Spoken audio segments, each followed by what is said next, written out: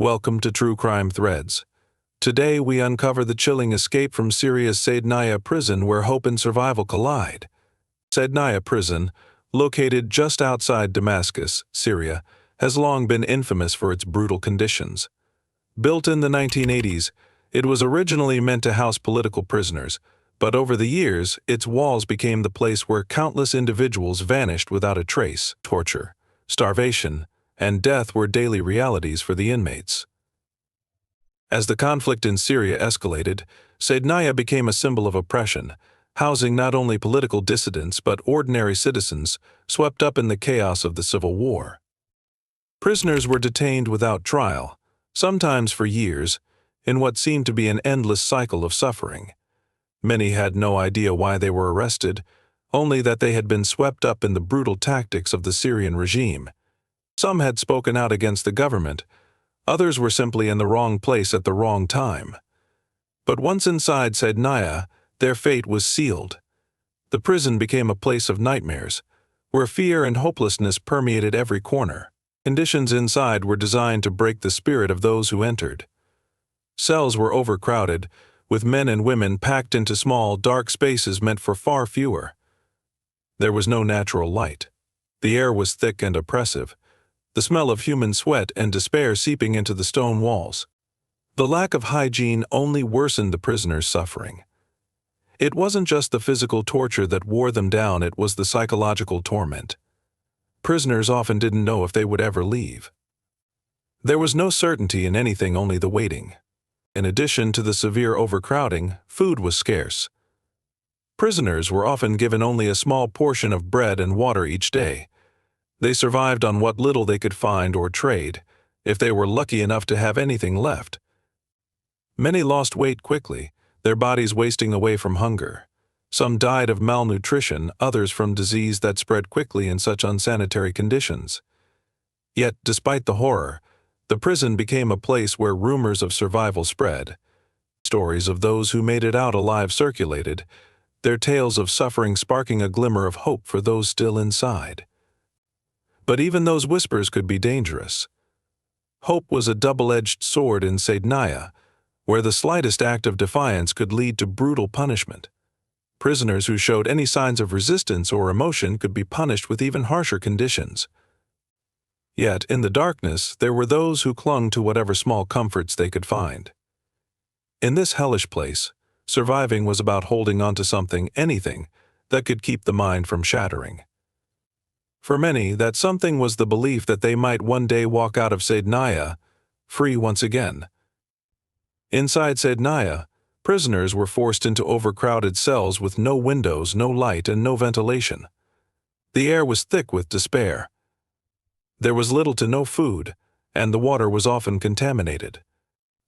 The physical abuse was unrelenting. Beatings, electric shocks, and extreme isolation became a regular part of life for the men and women trapped inside.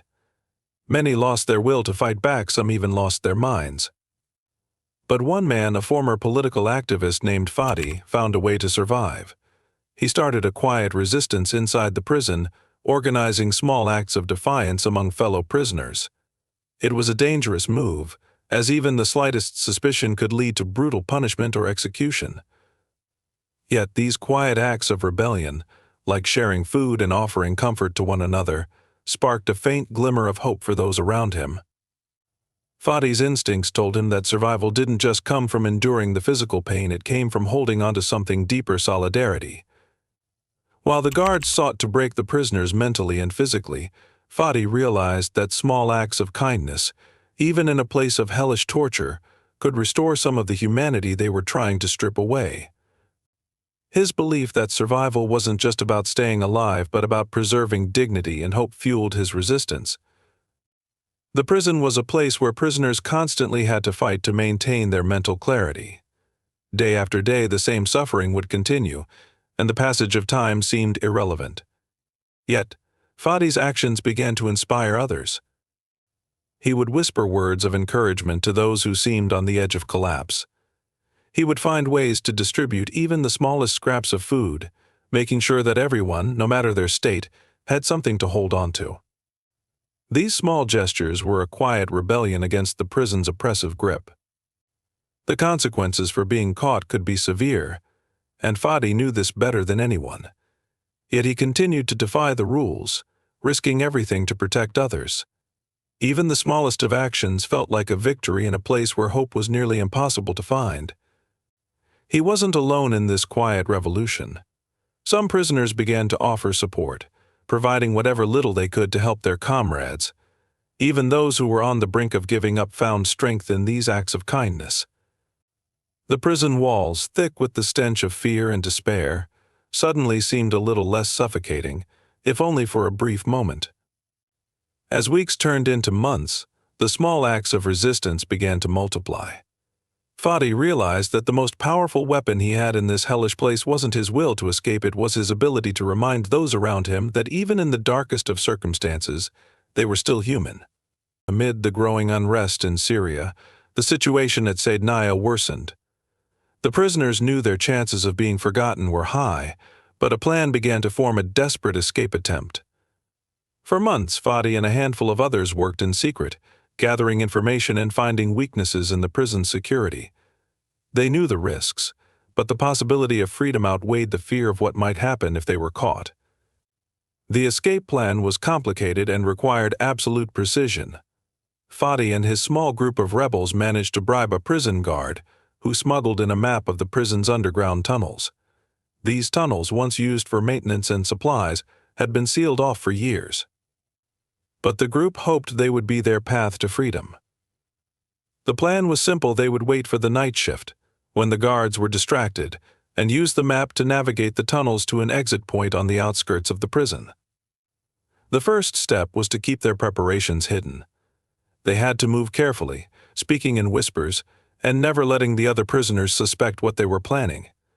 If word got out, the guards would certainly punish them. It was a risky strategy, but it was the only one they had. They spent their days gathering supplies, scraps of metal, torn clothing, anything they could use to break through the locks or barriers that might stand in their way. The group trained in silence, working together in the dark to master the intricate steps of their plan.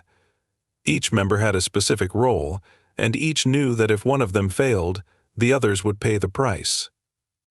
The night they chose to flee was cold and quiet, the moon barely visible through the cracks in the walls. Fadi's heart raced as he led his group toward the entrance of the tunnel. They moved cautiously, aware that even the slightest noise could alert the guards. As they reached the tunnel's entrance, Fadi paused, his breath catching in his throat. This was the moment they had been waiting for, the one chance to escape the nightmare of Sednayah. But as they descended into the darkness of the tunnel, something felt wrong. Fadi's mind raced as they moved deeper into the underground passage. It wasn't long before they realized that the map they had been given didn't match the reality of the prison's layout. The walls were different, and the paths were narrower than they had anticipated. They were lost, and with each turn, the hope of escape seemed to slip further away. The tunnel, once a symbol of freedom, had now become their trap. Every step forward seemed to lead them deeper into a maze with no exit. Fadi's heart sank. He knew they had made a fatal mistake, and he couldn't shake the feeling that they had been betrayed. The freedom they had dreamed of now felt impossible. On the night of the escape, everything that could go wrong did. As Fadi and his group reached the tunnels, they discovered that someone had betrayed them. The map was a trap, an elaborate setup to catch anyone attempting to flee. The moment they entered the tunnel, guards locked them inside. Fadi's heart sank as he realized the gravity of their situation. The tunnels, once a symbol of hope, had turned into a nightmare. The narrow, claustrophobic space felt like it was closing in on them. Panic surged through the group as the realization hit their only chance at freedom had been sabotaged. The guards, who had been stationed above ground, had known exactly where to find them. The sound of boots echoing down the passage was the first sign that their escape attempt had been discovered. Fadi could feel the walls closing in, both literally and figuratively. The faint hope of freedom was slipping away, replaced by the harsh reality of their imminent capture. They had no choice but to try and fight back, but the tunnel was too narrow, and they were too few. As the guards descended, Fadi and his companions were quickly overpowered. The last vestiges of their plan crumbled as they were dragged back into the heart of Saydnaya. The consequences of their failure were immediate and brutal. They were beaten mercilessly, their bodies a testament to the guards' wrath. Yet, even as the pain surged through Fadi's body, he couldn't help but feel a sense of disbelief. How could they have been betrayed? For days, Fadi and his group were tortured for information.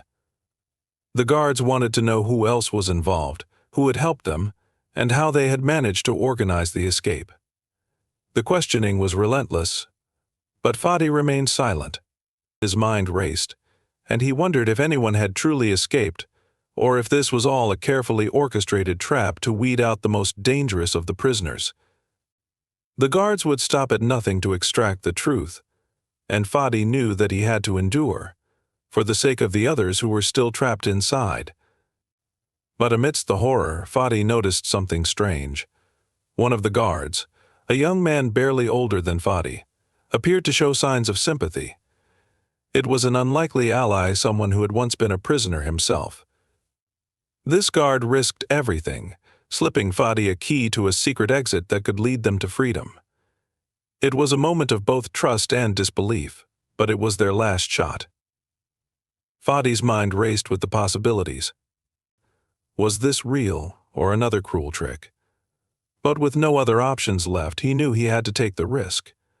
The guard had given him a chance, and for the first time in days, Fadi felt the flicker of hope return. Fadi's heart pounded in his chest as he clutched the small key the guard had slipped him. His mind raced with uncertainty. Was this a genuine opportunity, or yet another trap? But the fear of staying in Sednayah, of facing endless torture, was enough to push him forward. He had no choice but to trust the guard, despite the risk. It was a gamble, but it was their only shot at freedom. Under the cover of darkness, Fadi quietly gathered the remaining members of his group. His mind was sharp, calculating, as they made their way to the exit the guard had pointed out. Each step they took felt heavy with the weight of their past failures, but hope began to bloom in Fadi's chest. The key in his hand was more than just metal, it was a symbol of the freedom they had long dreamed of. They moved cautiously, knowing that even the slightest sound could give them away. As they reached the secret exit, Fadi felt his breath catch. The door creaked open with surprising ease, revealing a narrow passage leading outside. The fresh air that greeted them was like a lifeline. They had made it this far, but they couldn't afford to get complacent. There was still a long way to go before they could truly call themselves free. The sound of footsteps echoed behind them, and Fadi's pulse quickened. He motioned for the others to hurry, their breaths coming in short, anxious bursts. They moved swiftly through the passage, trying to make as little noise as possible. Fadi's mind raced. He couldn't help but wonder what awaited them beyond the prison walls. Would they be hunted down by soldiers, or would they be able to disappear into the night? As they neared the end of the passage, the distant lights of the prison flickered behind them. It was then that they realized something had gone terribly wrong. The guards had somehow found them, and now they were trapped once again. Fadi's mind screamed for a solution, but there was no time to think. The sounds of pursuit grew louder, and he knew they couldn't go back. Just as the first light of dawn began to pierce the sky, Fadi and his group made a desperate dash for the outer perimeter of the prison. The escape had come to a head. They were running for their lives. The ground beneath their feet felt uneven, but they pressed on, determined not to be caught.